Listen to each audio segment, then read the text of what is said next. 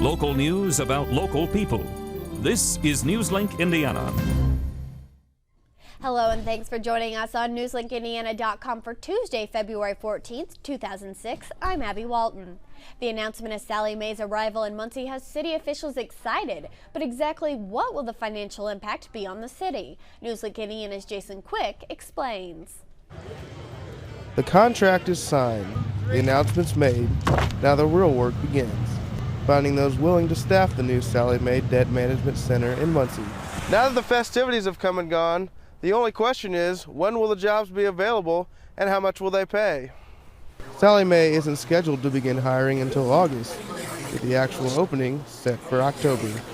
But the Muncie Chamber of Commerce is already looking forward to the economic impact. These jobs will average in the neighborhood of $31,200 per job. So that's an economic impact of over $20 million a year. Potential applicants don't need a college degree, just a good work ethic. If someone demonstrates the ability to perform, then that person is likely to be moved up in the organization pretty quickly. But since most entry-level jobs at Sallie Mae average around $9 per hour, the starting salary won't add up to $31,000 right away. The $31,200 is an average for all employees at the center that are what we call tenured. And tenured is an employee with 1 year experience. But Martha Holler of Sallie Mae says employees who stick with the job will receive the payout they are looking for. In Muncie, Jason Quick, Newslink, Indiana. To apply for a job at the new Sallie Mae facility, call 1-800-974-6876. With the announcement that Sallie Mae will bring 700 new jobs to Muncie, there's been plenty of feedback about the business moving into town. Newslink Indiana's Shella Sass has more. This is the future home of Sallie Mae in Muncie, a 54,000 square foot building located near the Muncie Airport. I think it's going to be a very good positive effect on the city of Muncie. Whenever you have growth come into a community, it's going to give a lot of citizens of Muncie an opportunity to grow. Growth that can only benefit other companies. I think anything that brings jobs to Muncie is going to be a great opportunity for us. At Target, we are interested in what's best in the community, not just what we can do, but what others can do. An opportunity that will create hundreds of jobs. Oh, I definitely think that it'll boost morale within the community and help the economy as well within the Muncie, Delaware County area. And I'm glad that they're coming to provide jobs and for families in need. Jobs Mikkel Jackson doesn't think will impact the ability to find good employees at places like the Youth Opportunity Center. I don't think so, because I think we have a steady stream of applicants that apply at the Youth Opportunity Center. I'm just happy for the people that are needing jobs with the manufacturing jobs going out of business. So I think that it'll be positive for everyone involved. But not everyone is ready to line up for an interview. Actually, I don't care a whole lot because once I graduate, I'm out of here.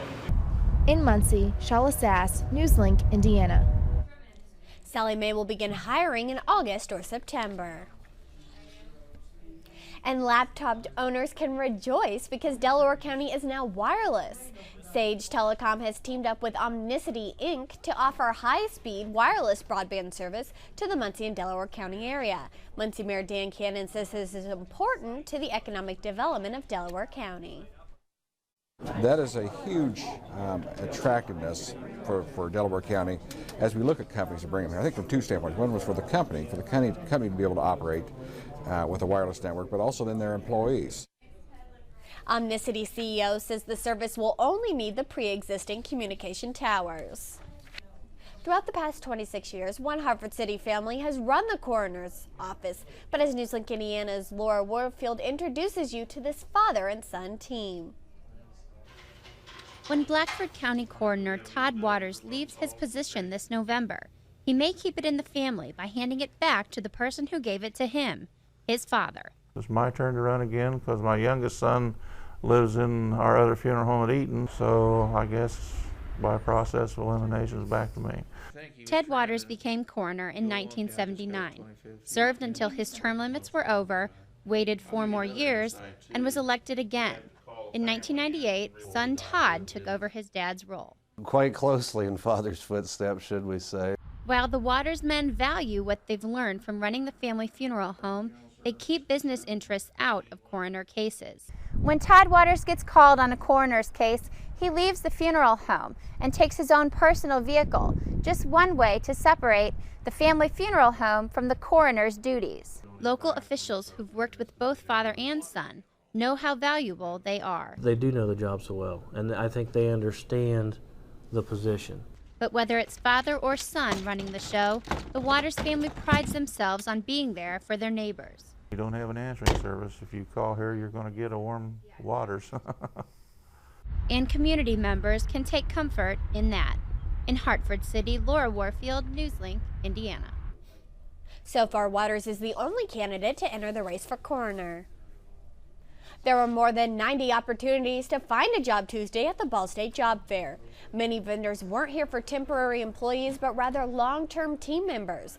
Ball State graduate Jason Hargrave says it's the best place to be if you're looking for a job. I've been job hunting for 2 months, and I had more positive people interested in my resume today than I have the entire past 2 months put together. The job fair was co-sponsored by Cintas and the Ball State Career Center. And now here's Joe Thomas with a look at our weather. And Joe, the Valentine's Day forecast has been pretty nice. So what's it going to be like when people go out this evening? Will it be nice? It's definitely a pleasant day for Valentine's Day. Conditions are going to continue throughout the evening to be very mild for this time of year. Spring-like conditions for the next few days, as you can see. And as we get into today, we actually reached a high of 48 degrees, very unusual for Valentine's Day. I'm sure all those people that are going out on dates tonight are enjoying that. We do have a short break from the cold, though. We're going to reach as high as 53 degrees before we actually get back into the winter swing of things. So big changes are on the way. We're expecting some thunderstorms later this week, and then we're going to be changing right into some snow showers. So take a look at our surface map here. As we zoom out, you can see the jet stream way to our north. It's going to kind of just oscillate back and forth, staying to our north as time goes on, keeping the warm weather in our region. So we are going to enjoy those warm conditions throughout the rest of this week at least. Overnight lows, not too bad tonight. Lows of 36 in Muncie and Indianapolis, 37 in Bloomington, 38 in Louisville, Kentucky. So very mild, above average lows for this time of year.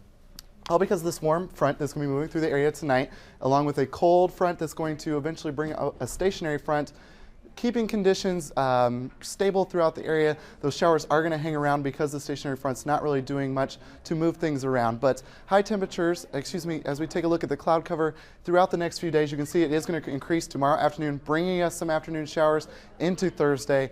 Luckily, today was nice. The rain is moving in. Highs throughout the day tomorrow, 47 in Muncie, 48 in Indianapolis, as warm as 50 in Bloomington, 58 in Louisville, Kentucky for February 15th. Very unusual for this time of year. As you can see, conditions throughout East Central Indiana, very warm tomorrow as we zoom in here, 48 in Anderson, 49 in Newcastle, 48 in Richmond, 47 in Muncie as the day goes on tomorrow. But however, for tonight, low of 36 degrees, mostly clear conditions. The winds are going to pick up. Southwest from 15 to 18 miles an hour, gusts up to 29. So the winds are going to be a problem throughout the overnight tonight. Starting off nice tomorrow with some sunshine, mostly cloudy conditions, but we will see temporary sun for a while. Clouds are going to move in throughout the afternoon, eventually bringing about some rain showers throughout the overnight tomorrow. 47 is the high tomorrow. South-south winds from 8 to 11 miles an hour, so the wind is still going to be an issue throughout tomorrow. Take a look at this 5-day forecast. Thursday, the temperatures are a high of 53 degrees, and look at our low, 26. So there's going to be a big change on Thursday. We're going to be starting off with some rain, eventually ending up with some snow as those temperatures start to dip down a little bit in the area. Conditions will be favorable again on Thursday. Finally, the precipitation will start to taper off on Friday. Flurries still in the area. Looking forward to a nice weekend, but the temperature is going to be a lot different than what we're used to today. You can never be bored with the weather if you live in Indiana. Exactly the story in the case here. Never be bored, constantly changing. Thanks, Joe. An Anderson Church is feeling the love of Valentine's Day. Elm Grove Christian Church has seen the number of members grow 25 to 100 people in just a few years. The secret, they say, love. Pastor Bill Hilligoss and his wife say the personal touch is what keeps people coming back. The Hilligosses have also started outreach services within the community, reviving adult and youth ministries. Elm Grove made its main focus to support local organizations like rescue ministries and soup kitchens. We do the personal touch, and we still go out and just love on people. We just say, hey, we love you enough that We can't heal you, but God can. But we're here to tell you that we love you, and we're going to pray and ask our Lord to touch you. Hilligoss says he hopes to see a consistent addition to the church in the next few years. And I think that's a pretty good message for Valentine's Day. A lot of times we just think, one day a year, but his message is really to spread the love every day. Exactly. Everywhere, to everyone. So not just one particular person. It's a great message for Valentine's Day. Very much so. And to all our viewers, we hope you have a very happy Valentine's Day. And please join us again tomorrow right here at newslinkindiana.com.